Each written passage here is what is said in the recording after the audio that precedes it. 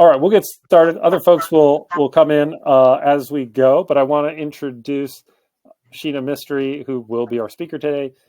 Shena is a certified coach specializing in personalized one-on-one coaching for professional growth. With a background in corporate leadership, recruitment, and entrepreneurship, Shena has supported diverse individuals from recent graduates to executives across various industries in defining and achieving success on their own terms. Whether it's interview preparation, job search and networking strategies, leadership development, career transitions, or overcoming limiting beliefs, she collaborates with clients to navigate their career with clarity and confidence. She holds a Master's of Science from the London School of Economics and Political Science and a BA honors from Queen's University. She's also dedicated to supporting future leaders through mentorship to students and recent graduates worldwide.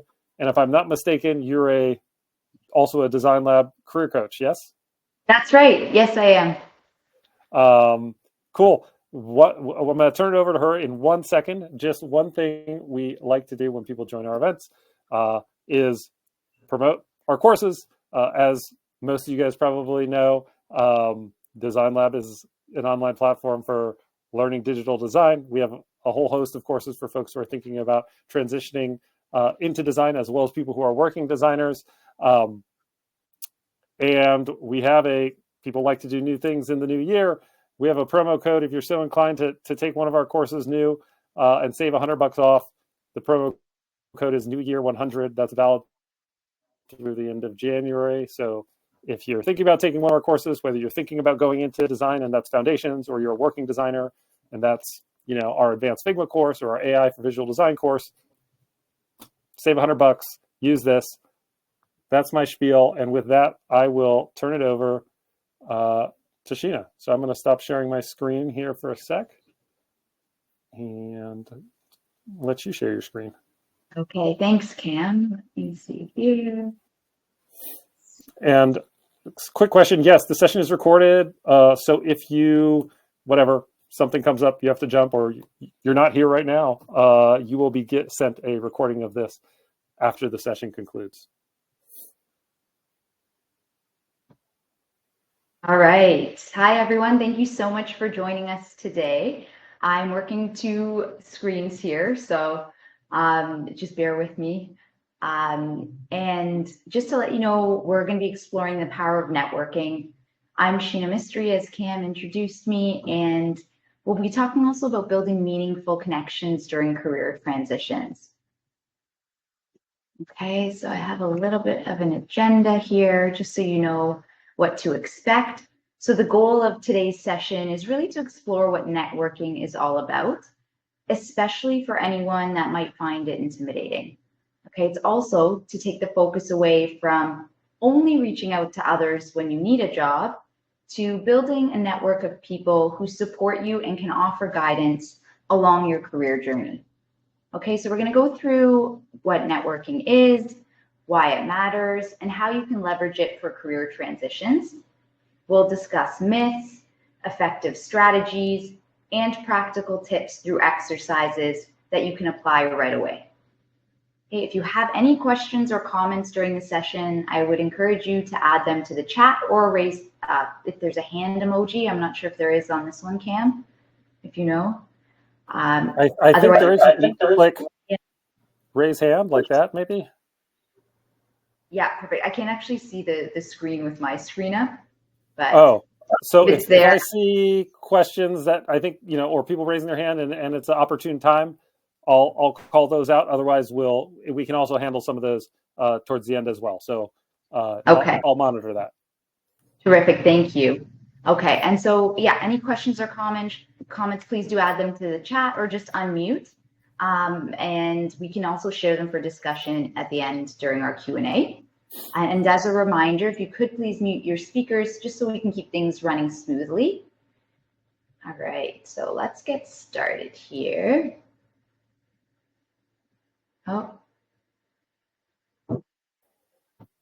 Okay, so just a little bit about me.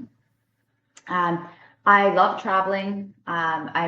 Right now I'm actually based in Malaysia, so live in Toronto, but just temporarily in Malaysia right now. Love meeting new people and trying new foods, especially fruit. My latest favorite is durian, if you're familiar with that fruit. Seems to be one of those love it or hate it foods, similar to pineapple on pizza. I guess it can be very divisive. I also have an interest in street art, with my most recent experience discovering pieces in Georgetown, Penang, Malaysia. Many of the pieces incorporate nature and objects, encouraging you to interact with the art. And this is actually a photo in Georgetown. I'd like to think the boy on the chair and I are both reaching for some durian. And when it comes to my professional journey, it started after my international development studies in both Canada and the UK. I began my career journey in the charity sector, and I didn't expect my path to take me into recruitment. That shift happened through the connections I built with the agency that helped place me in my first role. That eventually led to positions where I built recruitment teams that were dedicated to finding talent for the largest charities in England, and then a variety in Canada, including in the advertising, creative, and tech industries. Networking has really been a key factor throughout my career changes, especially as I've navigated changes across continents.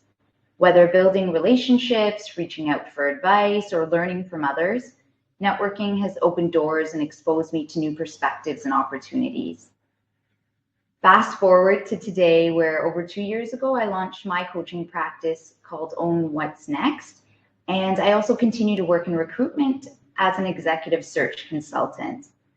As a career coach, I've had the pleasure of collaborating with over 20 Design Lab students so far, many of whom started out dreading networking, but grew to see its value. And dare I say that some even started enjoying it once they found an approach that really felt authentic for them. Now I'd love to hear from you through a quick poll to learn more about our audience.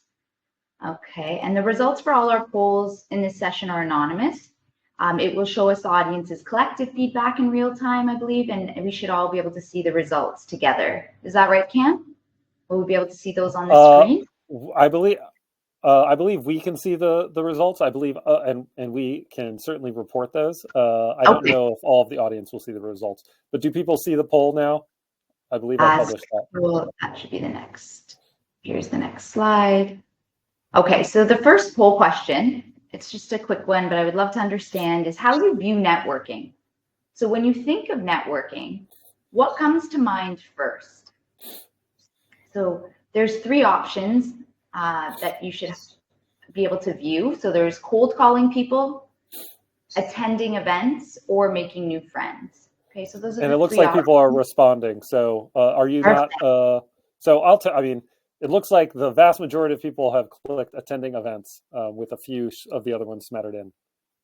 Oh, okay, interesting. And are people still responding? I just wanted to give them maybe about 30 seconds just in case there's more responding. They are slowly coming in. It's about 2/3 of folks have responded. Okay, so we'll just general direction remains the same. Okay, wonderful. Okay, so when you think of networking, what comes to mind first?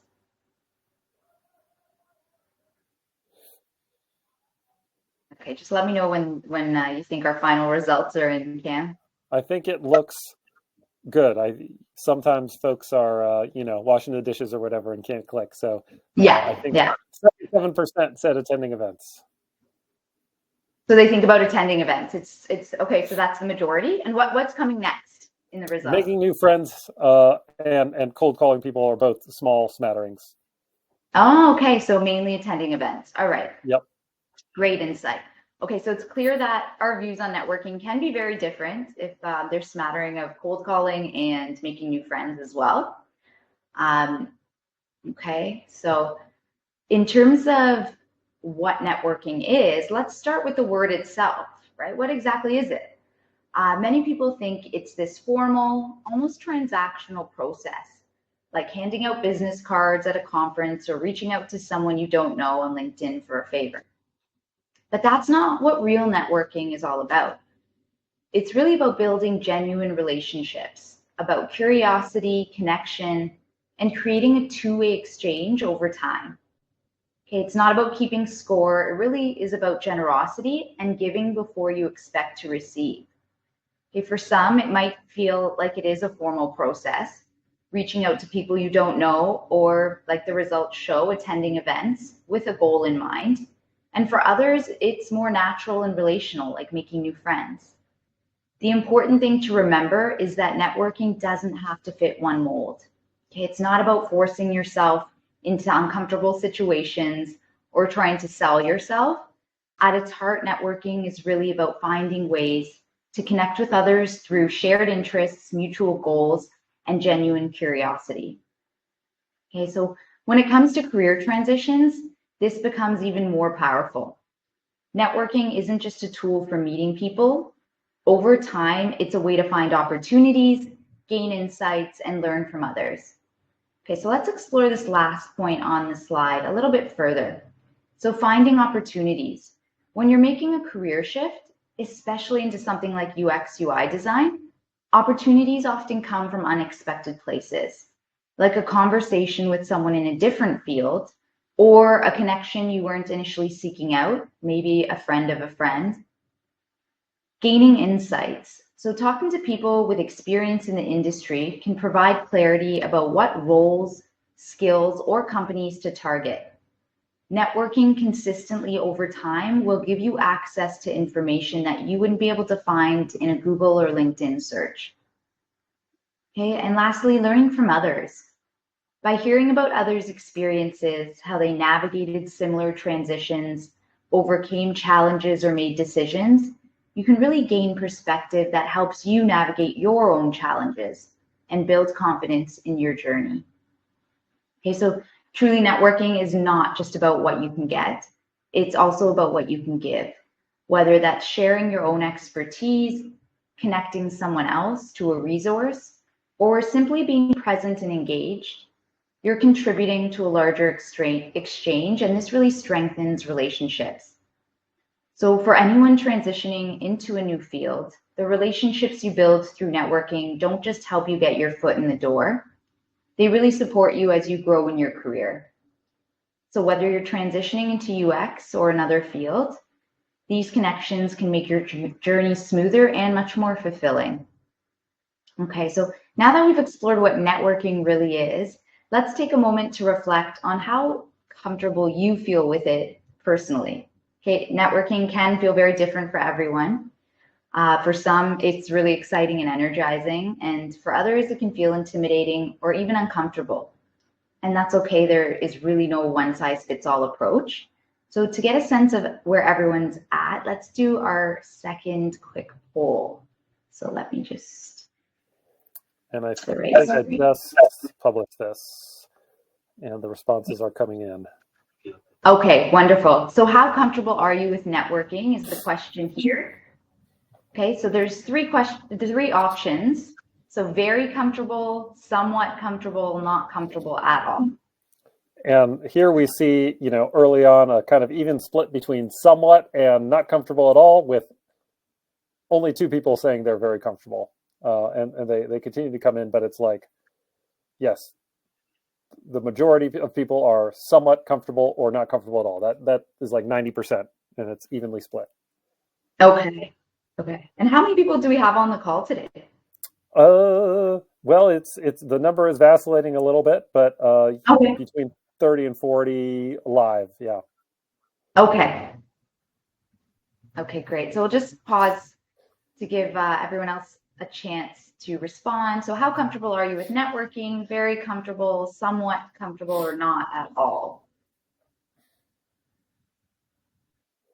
And it looks like, while not everyone has voted, the responses have stopped trickling in. So again, two people are very comfortable. Everyone else is somewhat comfortable or not comfortable at all, evenly split.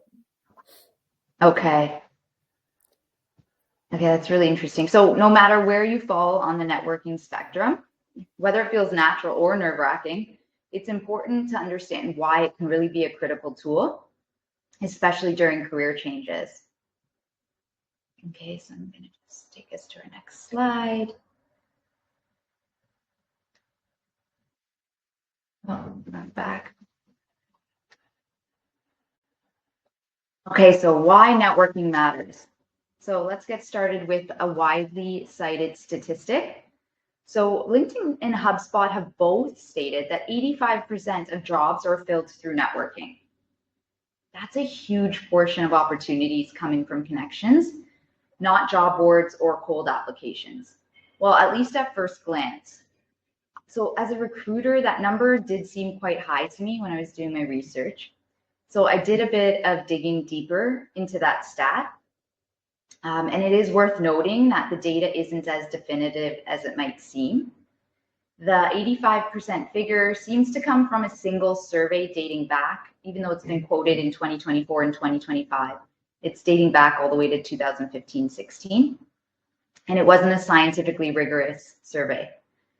For all the people that like to dig deeper into the data. Okay, so there was no random sampling, and the methodology behind how networking was defined is unclear. And critics have also pointed out that networking, while significant, may not account for as high a percentage as the survey suggests. So you might be thinking, well, why am I mentioning it at all? And truly, even if the exact percentage is debated, the underlying message is valid here. Networking plays a powerful role in career growth and career changes. But we should approach such statistics with a grain of salt, of course, keeping in mind that searching for a job often involves a combination of strategies. So networking is absolutely one of those, applying and internal referrals. And that brings us to the concept of the hidden job market. So roles that are not advertised publicly, but they're shared through conversations, through referrals and relationships. You've probably heard the phrases, there's two pretty popular ones. It's not what you know, but who you know. And another one is your network is your net worth. Okay, they're more than just catchy sayings. It's really about the power of genuine connections. And here's why. A lot of people think networking is all about reaching out to as many people as possible to see what sticks when searching for a job. If that sounds familiar, it's the pressure we often feel, but it's not what it's all about. It's about building relationships that provide real support, guidance, and opportunities when you need them most. So I have an example that I wanted to share with you. One of my former clients, let's call her Sarah just to respect confidentiality. She hated the idea of networking. The very thought of it made her cringe. She thought it was all about bothering people, asking strangers if they had any jobs or could refer her for one at their company. Just thinking about it really made her nervous. And I get it. A lot of people feel that way at first. But Sarah was searching for a job in a new industry, and she knew that she had to step out of her comfort zone. So even though it wasn't natural for her, she decided to try something different. She reached out to an organization that she truly cared about, one with a mission that really resonated with her personal interests. So it really connected with her on a personal level. She didn't ask for a job or make it about herself. She just wanted to be involved in supporting their cause in some way. So she ended up connecting with one of the project managers there, started a conversation, and showed interest in the work that they were doing. She was still working full-time in marketing, but after months of staying in touch, she started working with the organization on a UX project for about 5 hours a week. So she was offering her skills in a way that aligned with her values, her interests, and her longer-term goals. Okay, so fast forward, and that 5-hour weekly commitment turned into her first full-time position in UX. Okay, so the connection she made based on real interest and giving value first led to the opportunity she was looking for. And that's how powerful authentic networking can be. So remember, your network isn't just a list of names. It really is a web of connections that provide support, mentorship, and unexpected opportunities. You don't need to network in the traditional sense. It's really a long-term commitment to giving as much, if not more, than you expect to receive, and seeing how meaningful connections can evolve over time. Okay, so now that we've heard how authentic connections can lead to opportunities, let's discuss some of the common myths about networking that might be holding you back. Okay, so the reality is it does not have to look the way that we think it does, and it certainly doesn't require you to be someone you're not. Okay, so let's move to the next slide here. Okay, so the first myth, networking is only for extroverts. So I've heard this a few times from clients. And so in reality, of course, networking is for everyone, introverts and extroverts alike. The key is how you connect with others. Okay, and let's remember, introversion and extroversion, it really does exist on a spectrum. You might identify more with one side, but we all have a mix of traits from both. Okay, and introverts often excel here because they tend to focus on building deep, meaningful connections rather than surface level interactions. Introverts might prefer one-on-one conversations or smaller groups, which often leads to really strong relationships.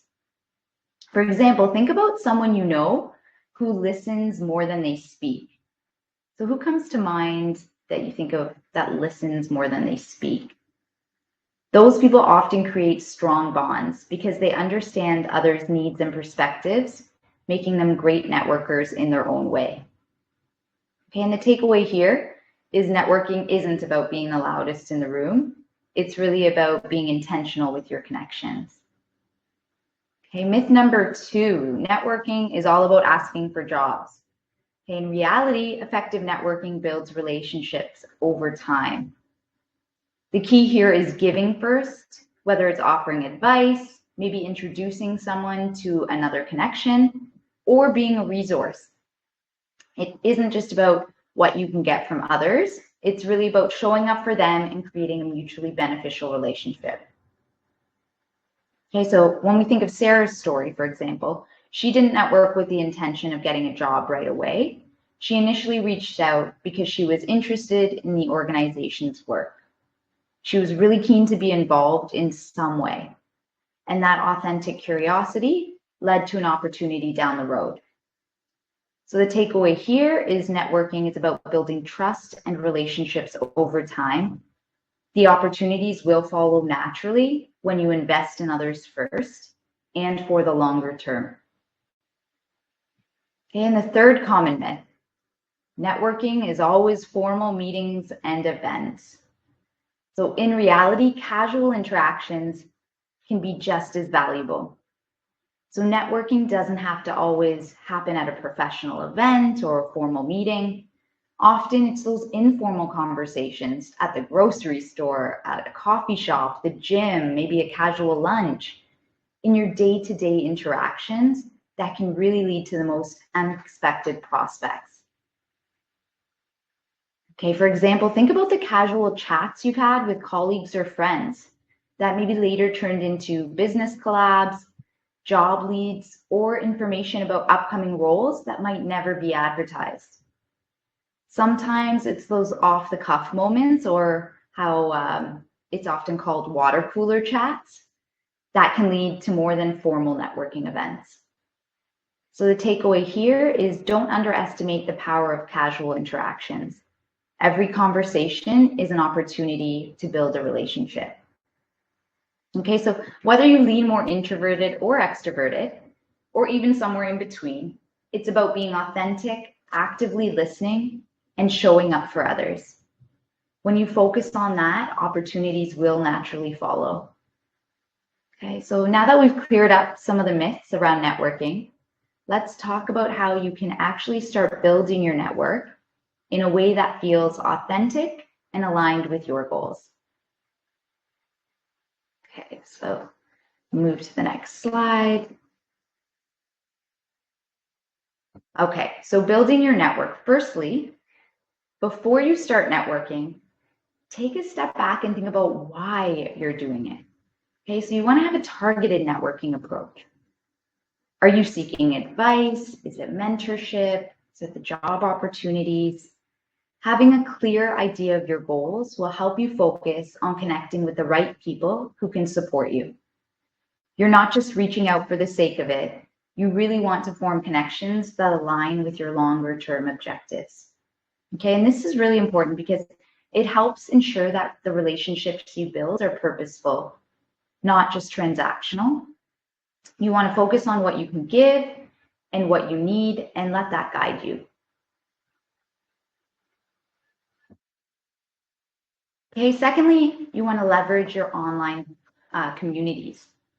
So the great thing about today, of course, there's no need to wait for in-person events to network, right? Online communities like in LinkedIn, industry forums, and virtual meetups can provide incredible chances to connect with people that you might not have ever crossed paths with otherwise.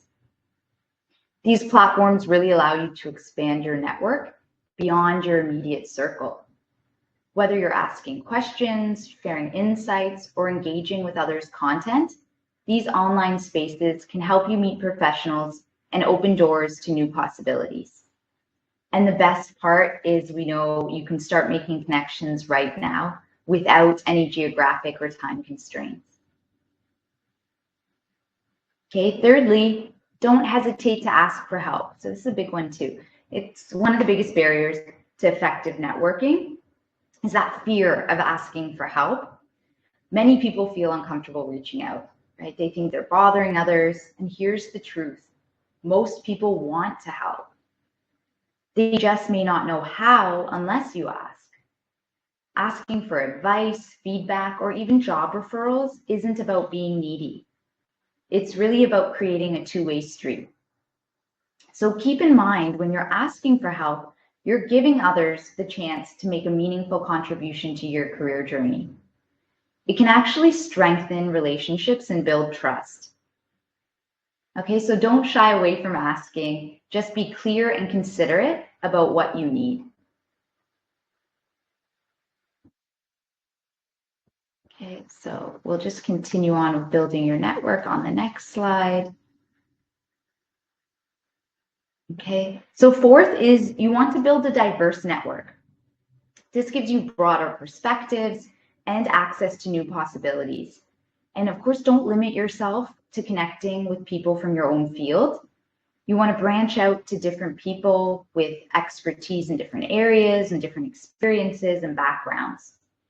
This is really important because diversity in your network can spark creativity and open your eyes to new ways of thinking. This kind of network offers a more well-rounded approach to solving problems and navigating challenges. So think of it like this: the more varied your network is, the more likely you are to encounter fresh ideas and prospects that you might not have found otherwise. Okay. Lastly, be consistent. So building a network, it is a long-term strategy. It's not about making one-off connections and moving on. Whether personal or professional, relationships need to be nurtured.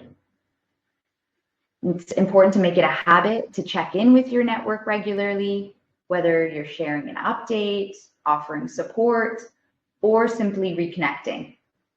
This helps keep relationships alive and ensures that people remember you when new opportunities arise.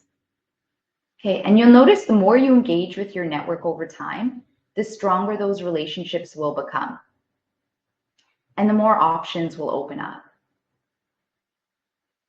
Okay, so now that we've covered the foundations of building your network, let's explore a simple framework to guide your networking efforts.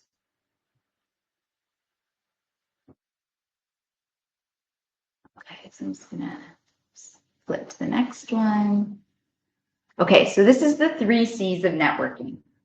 It can help you build stronger, more meaningful relationships and ensure you're not just making connections, but nurturing them over time. Okay, so the first step is to connect. This is where you begin, whether it's reaching out to someone directly, introducing yourself, or simply making the first move. The key here is to focus on building an authentic connection based on mutual interests and goals. Okay, so it's not just about collecting business cards or LinkedIn connections. Creating a meaningful interaction is key here. Okay, so you don't want to be afraid to initiate the conversation. A simple introduction can really lay the foundation for a lasting relationship. And remember, you do not need a grand event to start connecting. Even casual reach outs or attending virtual meetups can be great starting points.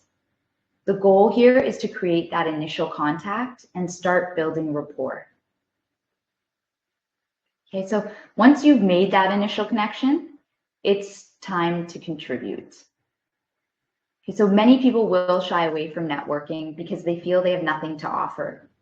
But contributing doesn't mean you have to be an expert in someone else's field or more experienced than them. So that's often a misconception too. Offering your time, sharing what you've learned, or providing a resource can be incredibly valuable. It's about showing up and really being ready to help, regardless of your level of expertise. Okay, so when you make yourself available to support others, it shows that you're not just there to take, you're ready to give too. Even a simple conversation can be beneficial to someone who might need perspective, guidance, or a fresh set of eyes on a problem. So offering help doesn't always require expertise. It just requires a willingness to support others. And this creates stronger bonds while building trust along the way. Okay, and as we've talked about, networking is not a one-time interaction.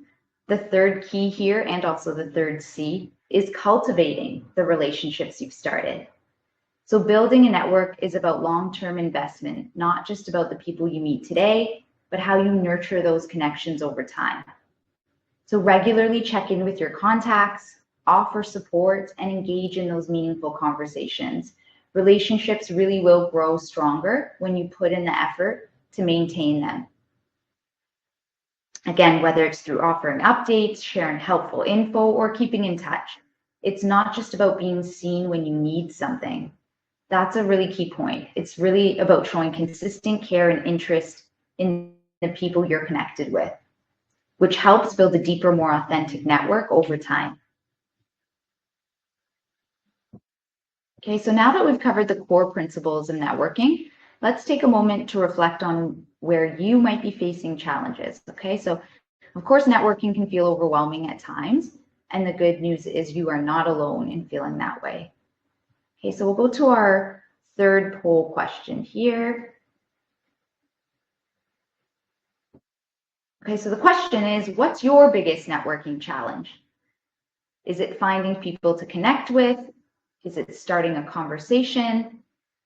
Is it following up after an initial meeting, or maintaining long-term relationships? And the votes are trickling in now. Okay. As of now, it looks like maintaining long relationships and starting a conversation are the two that have the most, with, again, just like one or two for the other two. But we'll give it another 10 seconds here as they come in. Okay.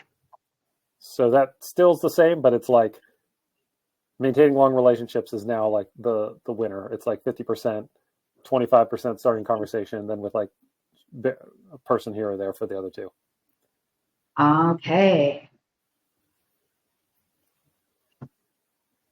Okay, thanks everyone for your responses.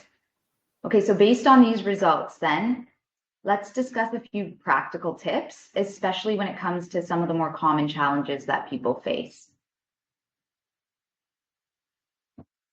Okay, so I'm going to move to the next slide here. Okay, so if you're finding, we'll go through each one, even though I realized the last one was the most popular, maintaining long-term relationships. So if you're struggling to find people to connect with, consider tapping into some of your latent ties. So those connections you have, but haven't fully engaged yet. So think about friends of friends or past colleagues who might be able to introduce you to the right people. Okay, if starting a conversation feels tough, start with shared interests or common goals. So instead of focusing on what you can ask, try to learn about their experiences or ask open-ended questions that invite them to share, right? So open-ended questions are always going to be the how, why, what, where, when. It's never going to be a question that only involves a yes or no. Okay, and if following up is the challenge, make it a habit to send a quick message after every meaningful interaction, even if it's just a simple note to say that you enjoyed the conversation. it's the consistency in your follow-ups that really helps to keep you top of mind. Okay, and so with maintaining relationships over time, if you're finding that's your challenge, make it a part of your routine to check in with key contacts. It does not have to be a big effort. Simple messages, sharing relevant articles, or just asking how someone's doing, that can really go a long way in keeping the relationship strong.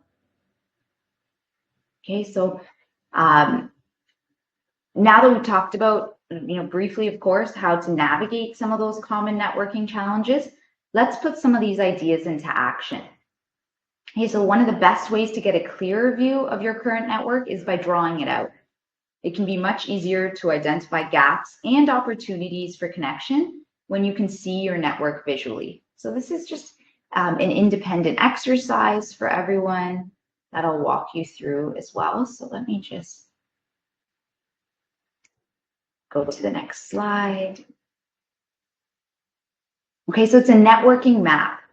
So it's designed, this exercise is really just designed to help you reflect on your current network and thinking about ways to expand and strengthen it further. So we'll work through it together step by step. And I'd say in about 8 minutes altogether, you'll have an actionable plan. Okay, so firstly, let's take a moment to create a relationship map of your network. Okay, so it's going to help you pinpoint where you have strong connections and, more importantly, where you might need to invest a little more effort to build relationships. And by doing this, you can get more intentional about how you expand and nurture your network. So if you grab a piece of paper or open a digital tool, whatever your preference is, and draw a circle with your name at the center. And then around it, you want to place categories like former colleagues, mentors, current team members, friends and acquaintances, and your online communities, right? Things like LinkedIn and Slack, or different Slack channels. And as you write down these categories, think about the specific names that come to mind for each one. So for example, under former colleagues, who could you reach out to? Under online communities, who in your LinkedIn groups do you connect with often? So let's take a couple of minutes here. I want to be mindful of time as well. And please do let us know if you have any questions.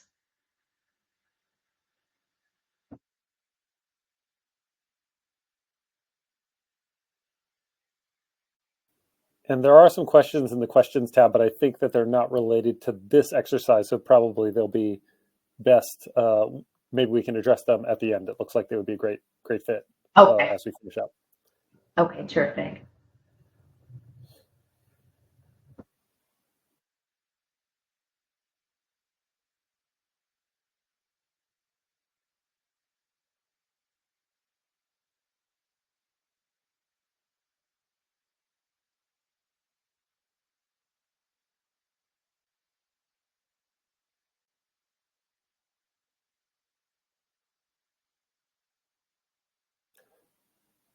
Sheena, while people are doing this, I have a question. I mean, I would imagine for some people that this exercise can be quite expansive, right? Like, hey, if you've been working for a while, like your former colleagues, you could have dozens or hundreds.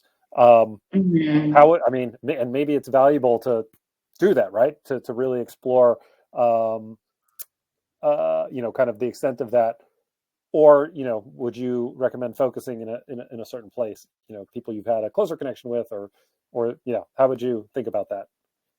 Yeah, and that's a great question. So, and I've said it's 8 minutes, but really it's just the start of building this networking map, right? It's getting you thinking about visually who you do know. And so if it is extensive, to your point, it's important to think about being very targeted, because yes, you could have hundreds of contacts, right? Or hundreds of acquaintances, but it's important to think about who you want to build those longer term relationships with. And also balance comes into play there, because people can experience burnout when they are giving too much. So the point of me mentioning it's important to think about what you can offer as well as what you might be receiving. You can't do that with everyone. So that targeted approach is really, really key. And it does take some reflection time. So I know we're doing this quick exercise here because we're limited for time, but it is important to think about who you would want to build those longer term relationships with.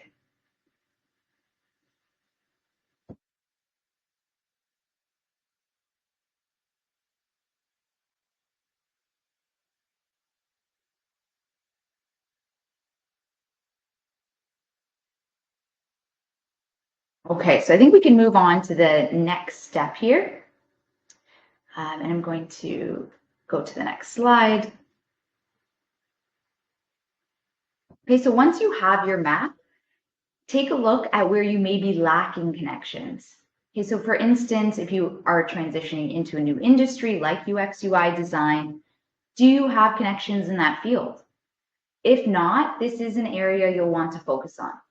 So identify specific gaps like this.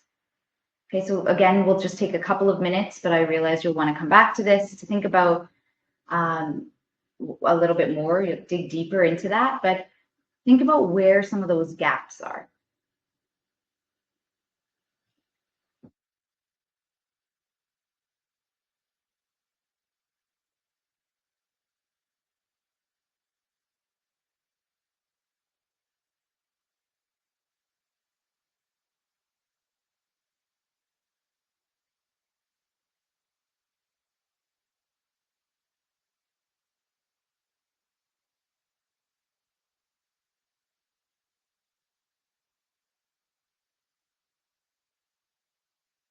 Okay, and then the next step in this process is you'll want to think about how to take action to fill those gaps, right? So consider some of these steps. Reconnecting. So think about someone from your map that you haven't spoken to in a while, but who could offer valuable insights or connections. So this comes back to the question that you just asked, Cam, as well, how to target and narrow it down a little bit more.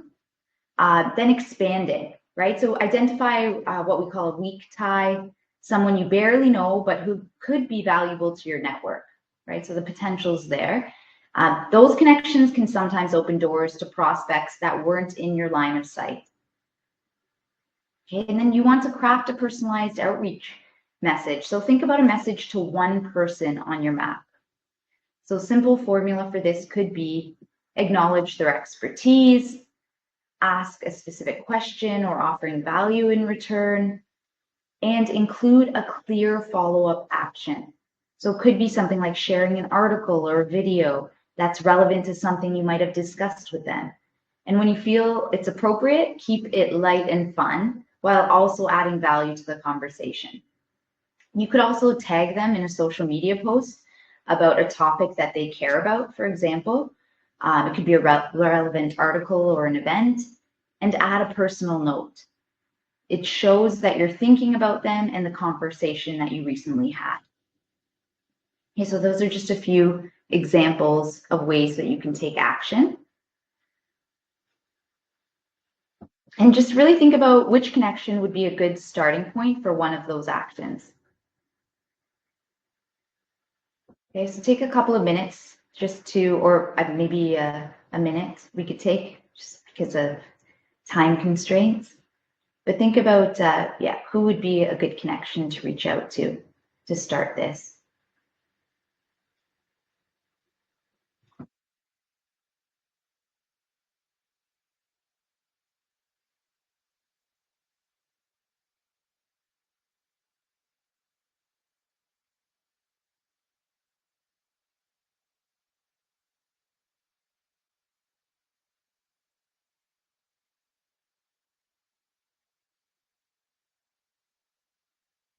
Okay, and then finally, what you'll want to do is collaborate and share. Pick one gap from your map and one action step, and share it with either a friend, a partner, or a group. You want to have someone to hold you accountable, and that can give you the extra motivation and perspective to really take action. Okay, so think about who you will share this with to help hold you accountable. Okay, so now that you've mapped out your network and identified areas for growth, it's really time to put those insights into action. So building a network doesn't happen overnight, but by setting small, intentional goals, you can really start taking meaningful steps today. So again, think about the gaps and action steps that you've identified, whether it's reaching out to someone new, reconnecting with a past contact, or joining an online community. They are all actionable steps that can make a big difference. And I would like to leave you with a clear next step to put your networking strategy into practice. So take a moment to think about what action you will commit to this week. What's one action that you can commit to this week that'll help improve your networking efforts? There's plenty of ways to get started. And of course, this is a chance to really make it actionable. Okay, so let's take a quick final poll to help with this. Okay, so our final poll question is, what's one action that you will take to improve your networking this week? And I just published that, so people are perfect. Thank clicking. you. And it seems like the winner thus far is following up with a past contact, followed by join an online group and reach out to someone new. Okay, terrific. And I mean, if there is something else, let us know in the chat as well. You know, feel free to think of any other action that feels right for you.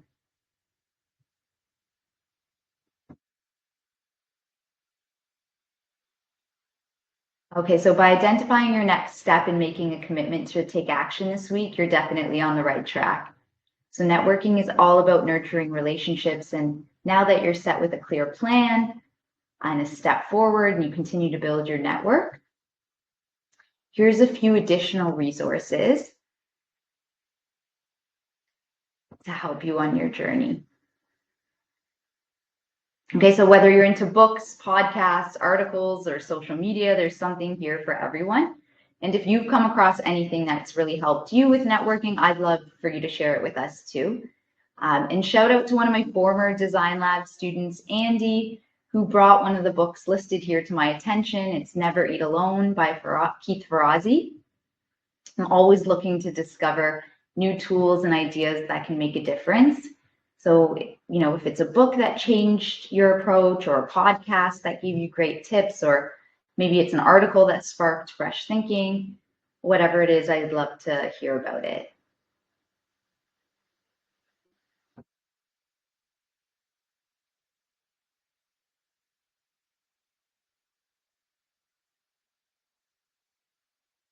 So I'll just leave this up on the screen in case anyone wants to take a screenshot for a quick moment before I move on, just to wrap up here.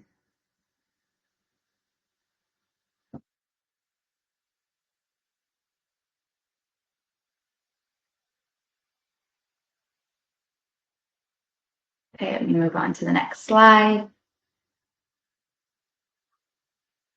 Okay, final thoughts and questions. So of course, remember that networking is about building real trusted relationships, not about seeking quick wins or short-term benefits. Real connections happen over time through consistent effort, and they really do require authenticity. So the key takeaway here is networking doesn't have to be overwhelming. Start small and focus on adding value. So it could be as simple as offering advice, sharing a helpful resource, or taking the initiative to be brave and reach out to someone new. Connections have the power to transform a simple transaction into something meaningful and lasting. It's not about keeping score or what you can gain from someone. It's really about how you show up for others. Okay, so now let's open it up for questions and discussion. And I can read some of these so you don't have to flip through. We can go in order. First one was asking about if this is recorded. Yes, it is. Next one from Randon. I rely on LinkedIn to network. Do you think that weekly postings to my page and generally being active is needed to provide my network some quote unquote content of who I am? That's a really good question. So I think it's important to think about what feels right for you. You want to think about getting out of your comfort zone, right? Small steps, getting out of your comfort zone. Is that something that is giving I always want to be very mindful of everyone has a different approach. So is that the approach that you want to take? You know, some people might be getting really high anxiety from thinking about that.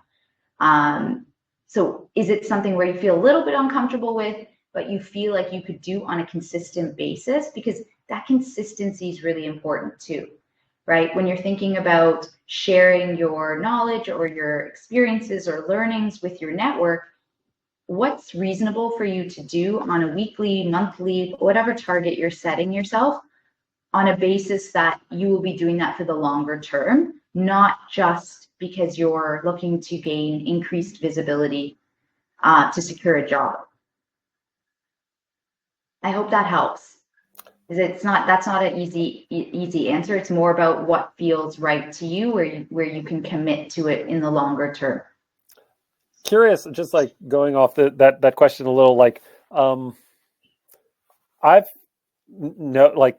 noticed, when people have reached out to me for help and they've reached out one-to-one, right? Like I'm just much more inclined to say yes, right? Versus if I see a social media post. And so, I mean, does that resonate with you in the sense that, hey, while social media posts can be part of it, that there is something, special about somebody asking me specifically or having, know something about me specifically when they're asking for help?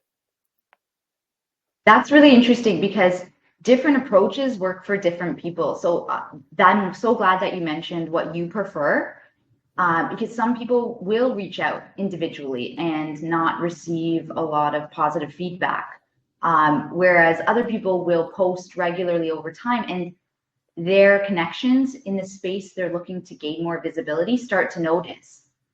And so I do think it is a combination of both. And even if you have reached out to people individually and aren't receiving any response, it doesn't mean that there aren't people out there like Cam has just shared that are willing and happy to help. So I would say always think about different avenues to build those connections. There's no one size fits all solution or one avenue that's going to be the only way to create successful connections. Cool. And here's one more question from Emma. There's another one just popped out, but I'll read this one first. I've been reaching out on LinkedIn to people at companies and roles that I would one day like to be in. When I do this, I usually say something I liked about their portfolio and some advice that they may have for landing that type of role at their company. Is that something people respond well to? And sorry, what about do you mind repeating about the portfolio? Sure. So when she does that outreach to people at companies she'd like to one day work for, she maybe opens a conversation by mentioning something she liked about that person's portfolio, and she asks them for advice that they may have for landing a type of role at that company. And then she asks, is that something people respond well to? It depends on the person, right? So it really does. It depends on the person. Some people, what we have to remember too is on LinkedIn, oftentimes the people that are most active are going to be job seekers, recruiters, and those that might passively be looking, and even then they're maybe not that active, and hiring managers that are active in the recruitment process for a role in their team. Those individuals are most active. So it might be that individuals you're reaching out to would like to help with that, but they don't go on LinkedIn very often.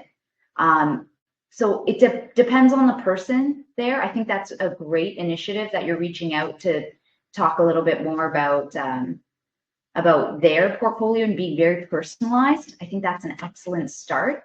But again, it's one avenue in different ways that you can even try to connect with those individuals because they might not be as active on that channel. And curious, Emma, if you've been doing this, curious if you've been having success with that, feel free to tell us more in the chat. Someone just put something in the chat.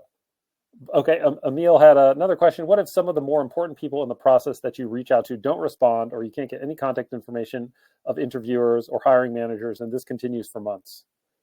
Do you mind repeating that, Cam? Sure. What if some of the more important people in the process that you reach out to don't respond, or you can't get any contact information of interviewers or hiring managers, and this continues for months? And so in which process? Like, are you already in the interview process, or is it I'm not sure. And Emil put search? something in the chat. I've had very difficult time finding and getting a hold of recruiters on LinkedIn. I feel like they don't actually use it that much. So I'm not, Emil, maybe you can tell us a little bit more about your question. I see you typing. They're talking about just trying to apply and get an interview. So I guess they're trying to kind of, maybe Okay. they're applying So in and the they're trying job. to figure out who's related to the job so that they can, reach out to them, send them a note, etc. Okay. So I can speak about my experience in recruitment. Oftentimes, so recruiters, they really do, they live in LinkedIn as well. But the sheer volume of applications they might be receiving, whether it's directly through LinkedIn, a number of different channels, that can be, and again, I can only speak about my experience in the teams I've worked in. It can be very high volume where they do not have the capacity to respond to everyone that's contacting them. I feel like this is a great question for a session on like who to contact versus, who to prioritize when it comes to the job search process. But where possible, and if you can get that information, it is the decision maker, the hiring manager, that should be the priority over the recruiter when you're searching for a job. But again, the meaningful connections aren't necessarily that's not what we're talking about here. Is when you're looking for a job, trying to build a connection with a hiring manager or a recruiter. In this case, it's maybe someone you built a connection with already over time at the organization who can give you a little bit more insight into that. So that's more of an instantaneous, well, who do I connect with question. And the one thing I'd add, and my purview a little bit, we talk to a lot of the folks who are getting jobs because we see them in the outcome survey. Sometimes we do case studies. Sometimes we have panels, people who've successfully transitioned. Networking is a huge part of it. And that, I think, exactly to what Shena said, it's less of, hey, you have a job, I want to network with you, and more, I want to network with you. And sometimes serendipitously, the job appears, right? That they, you didn't even know was there, right? And in some ways, by speaking, we have seen it many times for folks who've been successful. If they're talking to enough folks, jobs come up, as opposed to, I was really looking at this job and then I like networked with the hiring manager. By that time, everybody wants to network with them, all the 100 people who applied or 200 people, whatever. So something to think about. Not that you shouldn't send a thank you note or reach out to the hiring manager. By all means, do that. But maybe that's not exactly what is going to help the most from a networking perspective. Emma mentioned, I've had some people respond, but I feel like most people don't. Usually this comes with a connection request because you can't just message anyone on LinkedIn unless you have LinkedIn Premium. Yeah, I mean, and, as a marketer, right, like we do, I do stuff to tens of thousands or hundreds of thousands of people. Like, you're never going to get 100% response rate. So if, I don't know, I'm curious what you think, Shena. It's like if 1 out of 5 people, 1 out of 10 people respond, yeah, I'll have a sit down for a virtual coffee with you or whatever. That's great. I think that's a big win. Exactly. And from my background in recruitment, which involved sales as well and reaching out to people, the more you do it, like anything, the more practice you have with reaching out to people that you don't know, or that is maybe a friend of a friend, whoever it is, you get more and more comfortable with what we would call the rejections, because you know that someone will respond eventually. So it's the consistency over time and getting comfortable with the fact that it's not personal if someone doesn't respond. It feels personal, but over time, the more you do it, you realize it's really nothing personal. And there are people out there who really do want to help. Cool. So I think we've got through all the questions. If there are any last burning ones, final call, but we are 2 minutes over time. Oh, yeah. And here's all Sheena's contact information. Yeah, I mean, I encourage you to continue this conversation beyond today's session too. So feel free to connect with me. These are my contact details, and I really look forward to keeping the dialogue going. Thank you so much for joining today. Thanks so much. And one last question. I have a quick response. Randon said, I know we're late in time. Do you have a resource of examples for cold call messages for people to, I guess I'm assuming he means more like email or LinkedIn messages, but are cold messages for people to connect with. curious, Sheena, I mean, if you have any thoughts on like quick thoughts on cold messages to people. Yeah, so yeah, just really quickly. So that's where I think the personalized messaging really comes into play, where you are digging a bit deeper into your targeted approach and making sure it's personalized for that person so it doesn't look like a standardized template. Cool. Thanks so much. And you guys will get a recording of the session. Thanks for joining us. Thanks for all of the people in the audience, and enjoy your night. Take care. Thank you.